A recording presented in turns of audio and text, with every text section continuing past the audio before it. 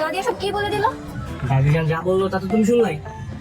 আচ্ছা, তুমি জানতে না আমার বয়ফ্রেন্ড ছিল, তারপর তুমি আমাকে কেন পছন্দ করলে? Because I really like you. আর এই কারণে তুই বদমাশটাকে তোমার জীবন থেকে সরিয়ে দিবি। যদি বাটপার না হতো? আই রিয়েলি ডোন্ট নো, আসলে আমি কি করতাম আমি জানি না। আমার বাবা মা কখনোই তোমাকে মেনে নেবে না। দেখো, তুমি যদি রাজি থাকো তাহলে তোমার বাবা মা এমনিতে রাজি হয়ে যাবে। কিভাবে? দেখো, আমি এই কয়দিনে যা কিছু বুঝলাম, ঠিক আছে, তোমার বাবার মেন উদ্দেশ্য হচ্ছে সম্পত্তিগুলো নিজের কাছে রাখা। আর যদি তোমার আর আমার বিয়ে হয়ে যায় তাহলে সম্পত্তিগুলো তো তার কাছে থাকবে, তাই না? তা ঠিক আছে, কিন্তু কোনো কিন্তু না। I am really a good guy, ঠিক আছে? আমার কোনো গার্লফ্রেন্ড নেই। কিভাবে বিশ্বাস করবো? তুমি আমার কাজিন হতে পারো, কিন্তু আমি শুনেছি যারা বাইরে থাকে তাদের নাকি ডজন ডজন গার্লফ্রেন্ড থাকে। ও এক্সকিউজ মি, আমি তোকে বললাম তো আমার কোনো গার্লফ্রেন্ড নাই। আর আমি বিদেশ থাকলে আমি বিদেশি না, বুঝতে পারছো? আমি পিওর বাংলাদেশ। তাই না? তার মানে তুমি দুধে ধোয়া তুলসী পাতা? হোয়াট? কিছু না, আমি কি করবো কিছু বুঝতে পারছি না। তবে বাবা মা দাদা দান যা সিদ্ধান্ত গ্রহণ করবে আমি তাই মেনে নেবো। I don't want to understand anything, ঠিক আছে? কেউ যদি তোমাকে কিছু কোশ্চেন করে তুমি জাস্ট পজিটিভ অ্যান্সার দিবে, দ্যাটস ইট। পরিস্থিতি আসুক, তারপর ভেবে দেখবো উত্তর কি নেগেটিভ হবে নাকি পজিটিভ। Okay, let's C.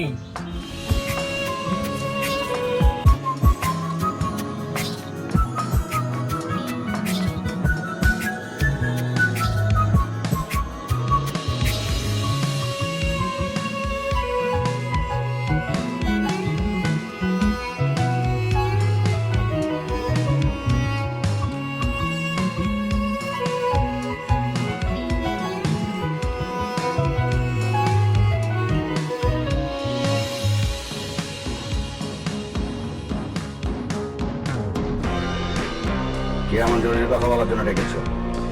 বলছো না কেন? আহা, এত অস্থির হচ্ছ কেন? একটু স্বস্তির হয়ে বসো, তারপরে বলছি। আচ্ছা ঠিক আছে মা, আপনি ঠান্ডা হয়ে আপনি কেন ডেকেছেন সেই কথাটা বলেন। সায়ান আর মারিয়া একজন আরেকজনকে পছন্দ করে। মানে? আমি কি জানি, ওরা দুইজনে তো এসে আমার হাত পা ধরে বললো যে আমি যেন ওদের বিয়ের ব্যবস্থা করে দিই। বিয়ে?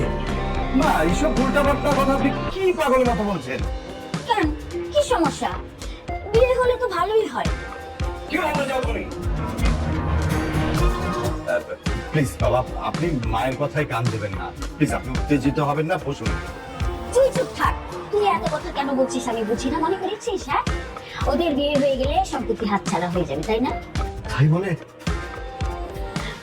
ও, আমি কখনো তোমার কাছে কিছু চাইনি, তুমি আর না করো না।